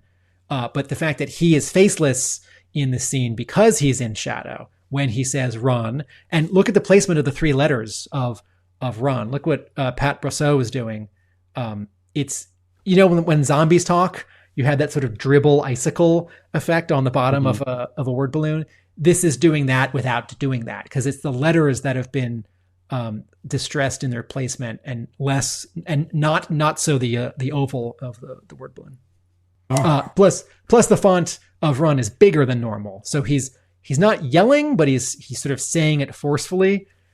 And there's not an exclamation mark, so he's not yelling, he's saying it forcefully. Folks, you can do a lot with 3 letters, a period, and a word balloon without changing the character of the outer word balloon. Mark, back to you. So I think that's that issue. Just to move on to the letters page, there is a very long letter from an Australian reader who wrote in, Eric Harper, sort of reflecting on his memories of G.I. Joe, the comic, growing up, and its importance to him, and how he had written to Larry Hama and the letter page back in the day, sort of asking about a specific plot point, because, to your point earlier, we didn't necessarily get the full story, and there wasn't an easy way of finding out those plot gaps. If you missed the issue and you didn't have a local comic store with great back issues, sometimes you wouldn't know what happened, and maybe you try and search the issues and find them in drips and drabs, and the story would kind of reveal itself. It was a long letter, possibly the longest letter in the pages of ARAH ever, about 2.5 pages, to Joe's point, longest letter ever. And I've got a cool thing for you, Tim. Writer Eric Harper. Eric Harper is a Talking Joe listener. He is, and he sent us a picture of the postcard that he received with this wonderful Mike Vosberg art that was printed up for Larry Hama to do these little replies back to the people that wrote in. Let me tee this up. From Eric Harper's letter in this new issue of G.I. Joe, he says, despite writing in and knowing there was not much chance of getting published in the letters page during the peak of Real American Heroes Marvel run, I did one day, after a terrible day at school, come back to the most amazing and unexpected thing. It was a G.I. Joe postcard handwritten by Larry. My mind was blown, and I know I was probably one of hundreds of kids he took the time to respond to. I still have that postcard. And yes, if you're not watching, folks, if you're listening, Mark has just put an image of this postcard, which Eric Harper sent us between the issue coming out and this episode right now.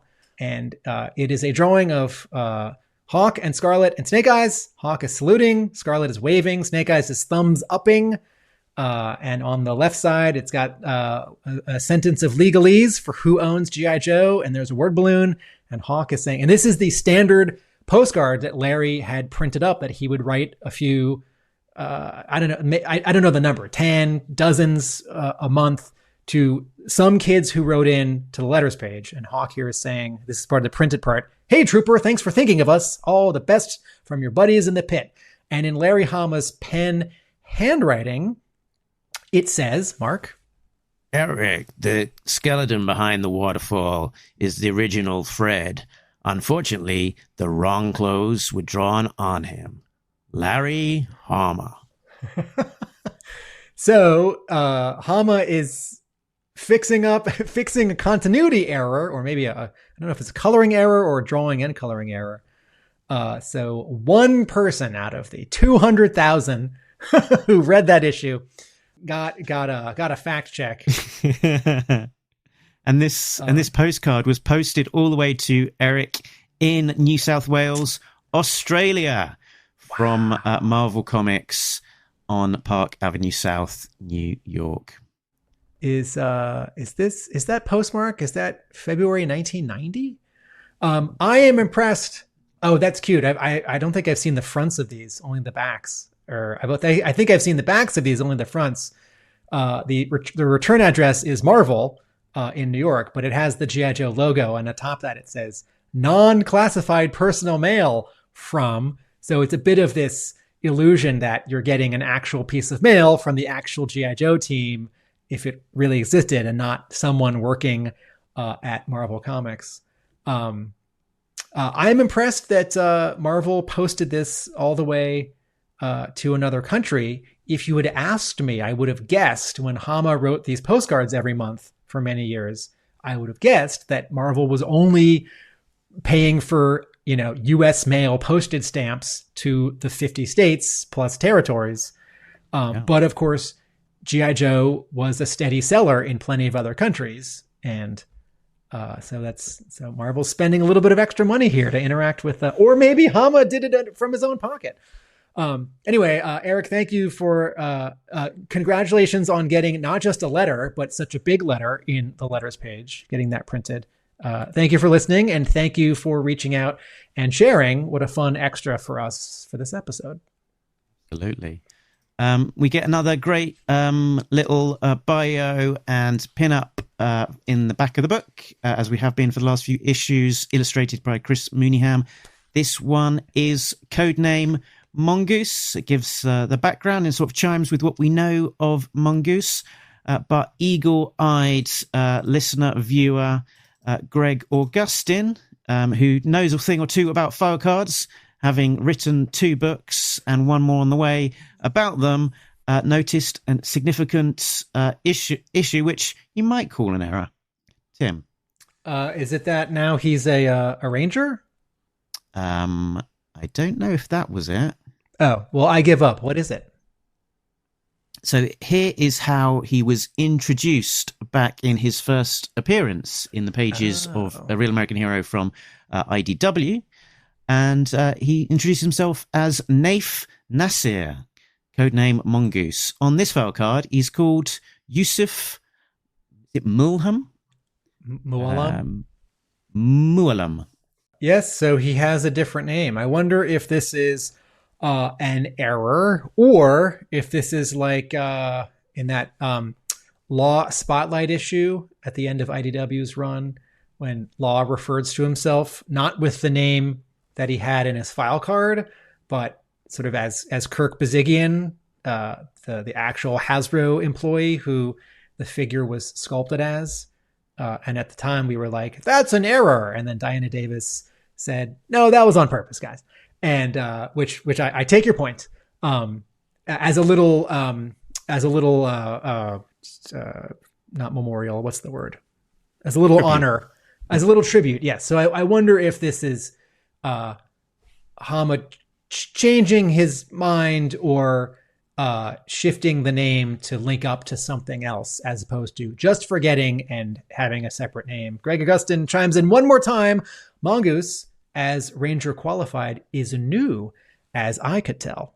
I think the most we've seen of Mongoose's background to date was in, I want to say, issue 287, the issue illustrated by Billy Penn, where they had some of the newbies and they had some flashback sequences to their past.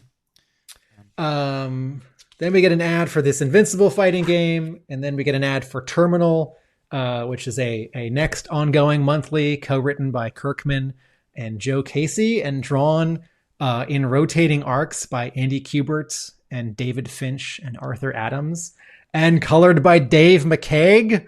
And I don't know if this is going to be the sort of hit that Skybound is setting up by saying first there was Walking Dead, then Invincible, then the Energon universe. I hope it's this big of a hit, but this is to say this is a big new monthly. It's like a superhero thing, and folks, this is why Andy Kubert is no longer drawing G.I. Joe covers, right? Because he's contributing to a monthly book. And Skybound just needs him to be able to focus on that, doing covers, drawing pages, and I think doing a little bit of promotion. And will it be the next X-Men or will it be the next Sovereign 7, Tim? I think it's going to be the next Somewhere X-Men. No, I think it's going to be the next X-Men. The question is which. The question is which X-Men? Is it going to be the next, X-Men Blue, X-Men Gold, X-Men Red? Is it going to be the next Jim Lee X-Men 1990? Extreme? I believe the title is Extreme X-Men. Is it going to be the next 1991 Jim Lee adjectiveless X-Men? Is it going to be the Jed McKay 2025 adjectiveless X-Men? Hard to tell. But this is interesting, folks, because Robert Kirkman is writing stuff analog to G.I. Joe right now in the Energon universe. And Joe Casey wrote G.I. Joe America's Elite. And Andy Kubert used to and recently did a bunch of G.I. Joe covers. And I think, did we learn this, Mark? We've never seen it, that David Finch, I think, drew a G.I. Joe piece, which was... As part of this pitch document. As part of Skybound's pitch to Hasbro. And then he did some covers when the new monthly G.I. Joe Energon universe started. And then Arthur Adams has done. Is this one Baroness cover, or am I just thinking of some pinups he's done at conventions? Yeah, one Baroness cover. Yep, one Baroness cover. And Dave McCaig has colored, I think, 2 G.I. Joe covers on top of David Finch for the Energon universe. So I don't want to go as far as saying it's all G.I. Joe Superstar alums. It's just exciting that Skybound, which has been on kind of a hot streak for 15 years, is launching a major new thing with some really exciting talent. And also it's going to be violent. And I'm going to read it. And a month from now, July the 8th, 2026, will be the next issue, following up on this story of the brainwashed Snake Eyes is. And we will cover it when it comes out. Out next week is G.I. Joe issue 20, I think 3. So that's the second part of the Crystal Ball Risk story. We will also be here to cover that next week. And then the week after that, we won't have an episode because we'll be at a convention. We will be in Augusta, Georgia, Tim, talking with the people there and hopefully some of the illustrious guests, such as Mr. Larry Hama, Rod Wiggum, and artist Chris Mooneyham, as well as many more besides. We will be in the place where all of the cool kids hang out, the vestibule, just near the registration desk. We will have a table there, but we'll also be mingling around. We won't be chained to our desk. We'll be going to panels, be talking to people. We'll be doing all sorts, but we've got lots of cool things to give away. And Tim, I've got a brand new thing that I've done to give away. I will bring along some Rod Wiggum prints of the artwork that I had commissioned. Wow. Hey guys, from wait, you're off mic. Lean in. What is it again? It is a commission that I had done by Rod Wiggum, coloured by colorist Simon Gower, and it is a sort of a montage piece of Snake Eyes in his cabin under siege from issue number 31 of A Real American Hero that I had drawn by Rod Wiggum. So it's a new piece of art that represents a scene that happened in your first issue that you ever bought. my favorite issue that I ever bought. Your favorite issue that you ever bought. Folks, we will, in addition to talking to Hama and Mooneyham and Wiggum, we'll also talk to you. But please pretend that we're face blind, and you probably know our names, but I can't speak for Mark. I may not know your name. So if you come up and you say, "Hey, Tim," and then there's this pregnant pause, and I'm like, "Oh, this must be a Talking Joe listener," please tell me your name. Mm-hmm. Because I would like to say, "Hi, Mark," as opposed to "Hi there." Yeah. I don't think I'm exaggerating too much, but I'm not entirely sure that Tim would recognize me if I wasn't wearing this hat. So do help him. Yeah, it's true. Cool. So Tim, where can you be found when you're not talking to me about G.I. Joe comic books or visiting G.I. Joe comic conventions?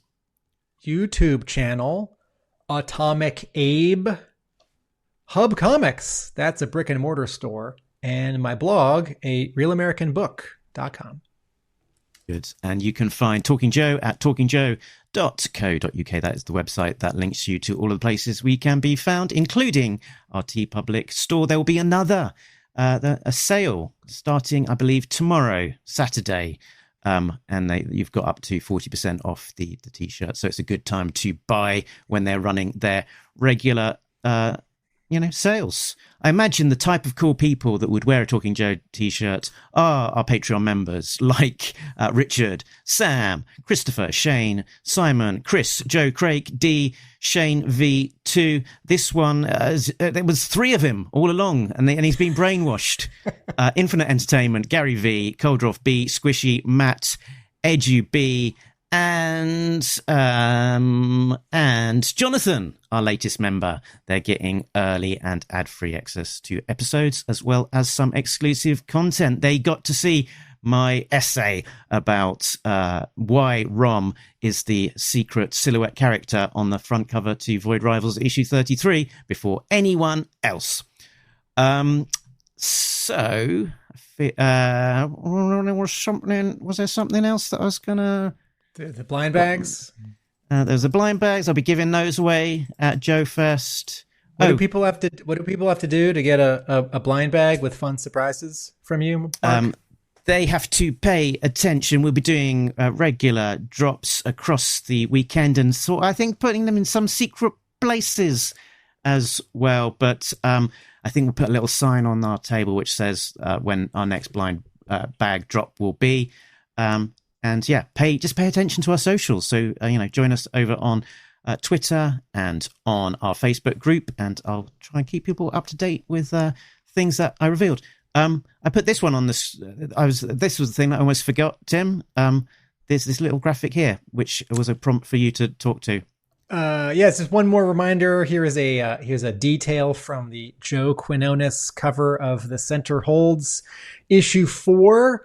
Which just came out in stores this week. Now you can buy all 4 and read the story all at once. Listener Joe is commenting again on the bottom of the screen. Thank you, Joe. And yes.